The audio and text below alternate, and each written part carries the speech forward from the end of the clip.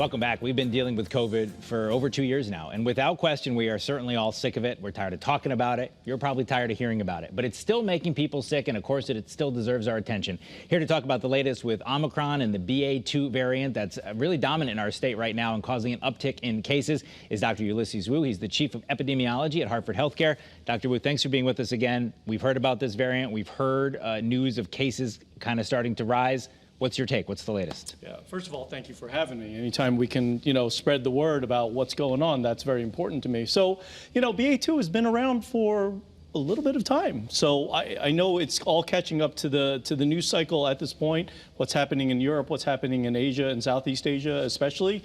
But BA.2 has probably been here for a few weeks already, and we've been seeing a gradual uptick in cases in Connecticut.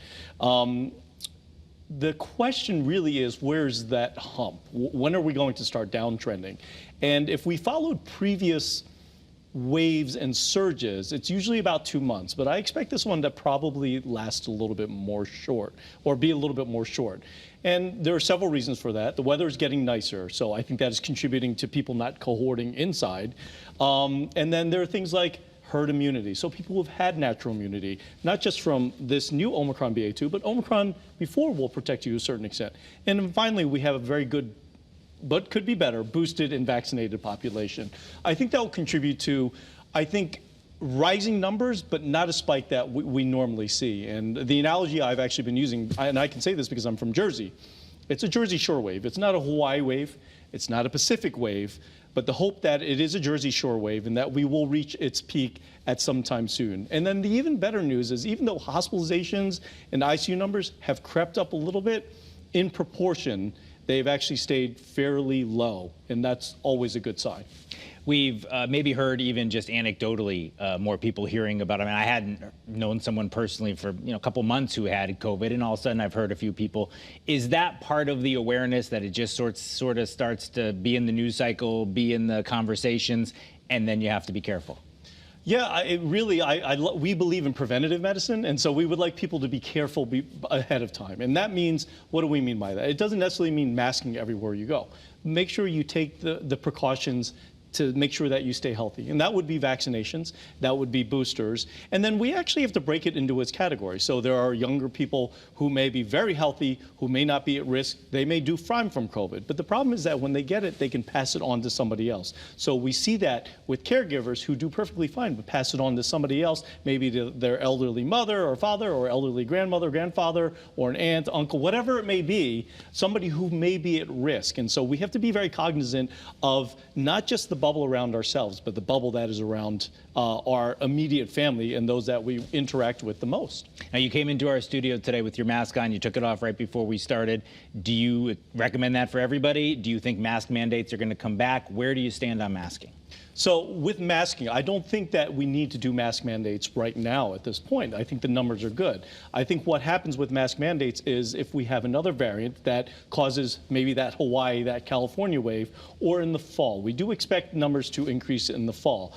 For me, the general rule of thumb is, anytime I'm indoors, I just wear a mask. It is no sweat on my part, very easy to do, and it hides what's going on here as well, so it serves a dual purpose. But when I'm outdoors, as long as I'm not in a close crowd, mosh pit, Lollapalooza, Bonnaroo, or whatever it is, Burning Man, no mask is needed. All right. What about boosters? Oh, you talked about the people needing to get their boosters, also news that some people may be eligible for more boosters. What do you want people to know? So the fourth shot is available to people right now of a certain age or with certain comorbidities. Those comorbidities that may put them at risk for complications for COVID. I'm recommending that if you have access to it, and you should be able to have access to it, that you probably should get it. Or if you are caring for somebody, especially who may be at risk, that would be something to consider. With regards to a fourth shot, I do believe we're going to need one at some time, whether it is another variant that comes in the summer, like we saw last year with Delta, or the more likely scenario, which is the fall, the respiratory season, along with our influenza shot. So I think it's something that is, I hate to say it, and people don't want to hear this, that is going to be unavoidable. But with regards to the timing, with BA2 here now, and if you are at risk and you are eligible, I would strongly suggest getting it. Do you think it'll be an annual shot like the flu shot at some point? Is that kind of where this is going? I know there's been a lot of speculation on that. Yeah, that is right now more of the hope, because right now we're in this pattern of every 4 months, every 6 months are we having to get this. I would love to be able to lengthen it to a year, and then I would eventually love for COVID not to be here, but I do think it's going to be here to stay. So I think once we get into an endemic component of this, it may be a yearly thing. How about kids? We talked last time you were here because we were just getting ready to take masks off in schools last time you joined us. Now we've had some experience where a lot of kids are going to class every day without their masks on. What have we seen from that? Have there been takeaways about how that's working and what's going on with the young people? Well, and I know that a lot of people like to debate this, but from a standpoint of a mask works. It's a respiratory virus. If you are doing one-way masking, if I have my mask on and you don't, it still protects you and it still protects me. Even if I was sick, I'm not going to give it to you. If there's two-way masking, that certainly works. So I don't think mandates are necessarily needed, but I think people should feel comfortable to be able to wear masks.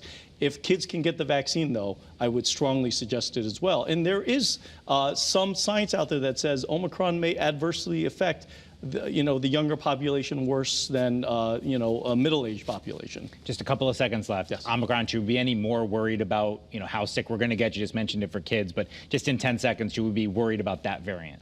So the Omicron BA2, I think we should be worried about it just because of its transmissibility. But in terms of its dangerous potential, it is the same as the Omicron itself. All right, Dr. Ulysses Wu from Hartford Healthcare, the chief epidemiologist there. Thanks for being with us once again. Thank you for having me.